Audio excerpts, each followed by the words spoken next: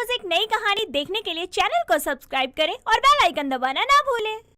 मंजू अपने पति रतन और बेटा अनिल के साथ बड़े से घर में रहती थी। मंजू को पूजा पाठ करना बहुत पसंद था, तो वहीं रतन को सुबह जॉगिंग करना, नए नए गाने सुनना, इंस्टा और फेसबुक चलाना बहुत पसंद था।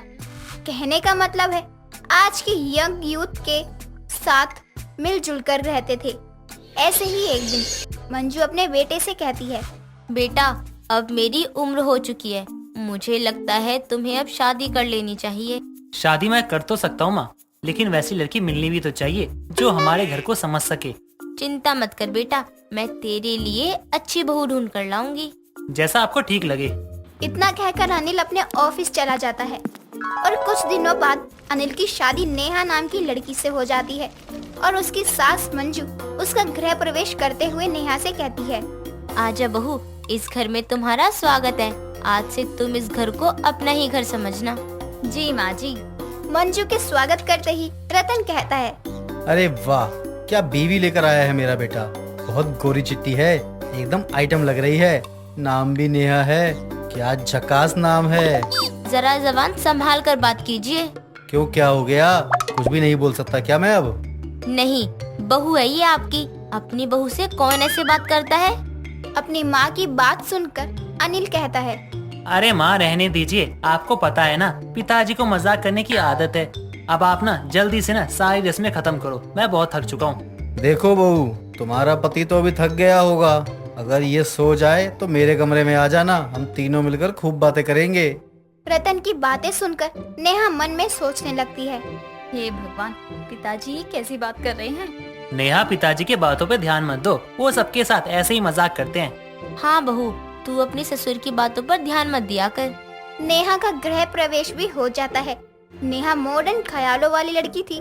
नेहा को पहले से अपने ससुर का बर्ताव कुछ अजीब लगता था, लेकिन फिर बाद में उसको अच्छा लगने लगा। ऐसे ही एक दिन नेहा अपने ससुर से कहती है, अरे पिताजी आप। हाँ बहू, मैं ही हूँ, मेरा भूत नहीं है। पिताजी आप बैठिए ना, मैं चाय लेकर आती हूँ। रुको बहू, और ये लो, तुम्हारे लिए मैं कुछ लाया हूँ, गर्मा गर्म राजमा चावल। मुझे अनिल ने बताया था तुम्हें राजमा चावल बहुत पसंद है। हाँ पिताजी, मुझे बहुत पसंद है राजमा चावल। तो अब इंतजार किस चीज का कर रही हो? टूट जाओ खाने पर। लेकिन पिताजी, माँ जी के लिए। अरे चिंता मत करो, और तुम खूब मजे से खाओ।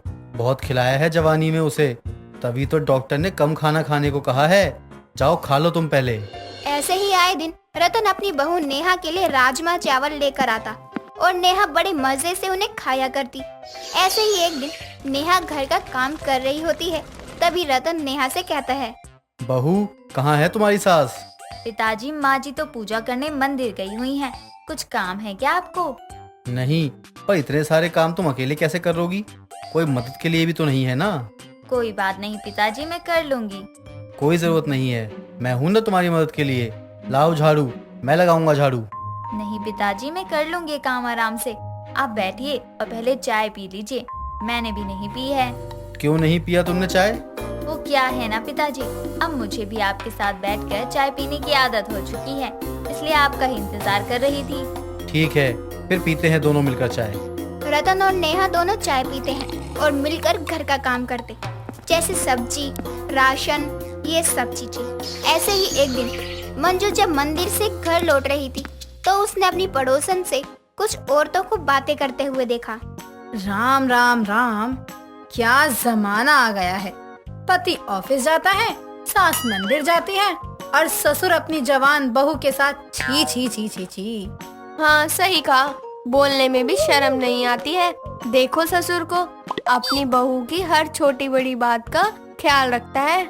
हाँ, मैंने भी बहुत बार देखा है अपनी बहू के लिए रोज रोज राजमा चावल ले जाते हुए रतन जी को। जितनी फिक्र अपनी बहू की करते हैं ना, वो आज तक अपनी बीवी को करते हुए नहीं देखा हम लोगों ने। कलयुग है भाई साहब, कलयुग है, घोर कलयुग है। कलयुग भी ऐसा है, बहू के साथ ही आंखें चार करने में लगे हैं ससुर। भगवान माफ करे मुझे, मैं तो ये सब रोज देखती हूँ। तो क्या हुआ, दिखाते भी तो वही लोग हैं जिनको शर्म नहीं आती। देख लेना विमला बहन, वो दिन दूर नहीं है जिस दिन बहू ही अपनी सास की सौतन बन जाएगी, राम राम राम, बेचारी मंजू देवी, बहू ही उसकी सौतन बन जाएगी एक दिन। मंजू को अपनी पड़ोसनों की बातें सुनकर कुछ अच्छा नहीं लगता। घर पर जाकर देखती है रतन और नेहा दोनों हंस हंस कर खाना बना रहे थे, तो वो बिना कुछ कहे वहाँ से चली जाती है। अगली सुबह नेहा अपनी सास को जगाने उसके कमरे में जाती है। माँ जी आज आप मंदिर नहीं जा रही? आपकी तबीयत तो ठीक है ना? क्यों, तुम्हें बहुत जल्दी है मुझे मंदिर भेजने की? नहीं माँ जी, ऐसी बात नहीं है। आप रोज सुबह सुबह मंदिर चली जाती हो, इसलिए पूछा मैंने। हाँ, आज नहीं जाऊंगी मैं मंदिर। और बहू, तुझे क्या लगता है मैं अब बुढ़िया हो चुकी हूँ जो मेरी तबीयत खराब रहेगी? माँ जी, मैंने ऐसा कभी नहीं सोचा। आप ऐसा क्यों बोल रही हैं? मुझे लगा शायद आपकी तबीयत खराब है। तभी बाहर से रतन नेहा को बुलाता है और नेहा रतन के पास जाती है, तो वहीं मंजू भी अपनी बहू का पीछा करते हुए बाहर जाकर उनकी बातें सुनती है। जी पिताजी, आपने मुझे बुलाया? हाँ, मैंने रखा है तुम्हारे कमरे में, जाओ जाकर देखो और जल्दी से तैयार हो जाओ। कैसी दिखती हो मुझे भी आकर दिखाना। ठीक है पिताजी, मैं आपको जरूर दिखाऊंगी। ठीक है, जल्दी तैयार हो जाओ समझी, वरना लेट हो जाओगी। हाँ पिताजी, पहले मैं जल्दी से घर का सारा काम खत्म कर लूँ, फिर जल्दी से तैयार हो जाऊंगी। और आपको भी तो अपनी ड्रेस दिखानी है। कोई जरूरत नहीं है काम करने की, घर के लोग काम कर लेंगे, पहले तुम जाओ और तैयार होकर आओ। रतन की बातें सुनकर नेहा अपने कमरे में जाकर देखती है कि एक गिफ्ट बॉक्स रखा हुआ है और उसे खोलकर देखती है तो उसमें एक बहुत ही प्यारा सा ड्रेस होता है, जिसे देखकर नेहा कॉल पर किसी से बात करती है। Thank you so much.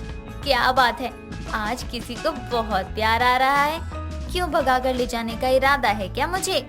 सब्र नहीं हो रहा क्या जो जल्दी आने को कह रहे हो? नेहा की सास मंजू नेहा की सारी बातें खिड़की से खड़े होकर सुन लेती है और अपने पति को जाकर कहती है, सुनिए जी, बहू के साथ आप ये जो भी कर रहे हो ना, ये सब बंद कर दीजिए। कैसे बंद कर दूं?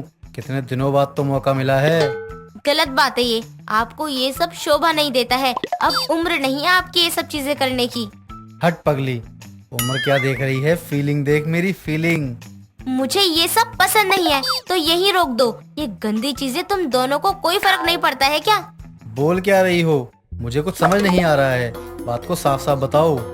मंजू की आवाज सुनकर नेहा भी घबराते हुए हॉल में आती है और कहती है, माँ जी क्या हुआ? आप ठीक तो है ना? पिताजी क्या बात हो गई? माँ जी इतनी गुस्से में क्यों हैं? बस बहू, अब नाटक बंद कर दे।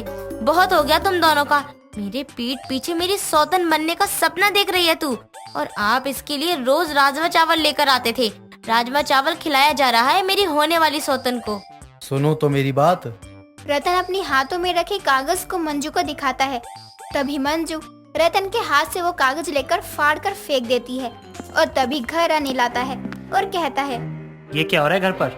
बेटा, तेरी और मेरी जिंदगी खराब कर रहे हैं दोनों मिलकर। माँ पागल हो गई हो क्या? कुछ भी बोले जा रही हो। माँ जी, आप जो भी सोच रही है ना वो गलत है। और ये ड्रेस तो आपकी बेटी ने ही मुझे दिए हैं और हम मूवी देखने जा रहे थे। हाँ माँ, और मैंने आप दोनों के लिए मूवी की टिकट भिजवाई थी, लेकिन आपने फाड़ दी। रतन, नेहा और अनिल के समझाने के बाद मंजू को अपनी गलती का एहसास होता है और सभी पहले के जैसे मिलजुल कर रहना शुरू कर देते हैं। दोस्तों, अगर आपको ये कहानी पसंद आई तो इसे लाइक करें, शेयर करें और कमेंट करके बताएं कि कहानी में आपको सबसे अच्छा क्या लगा।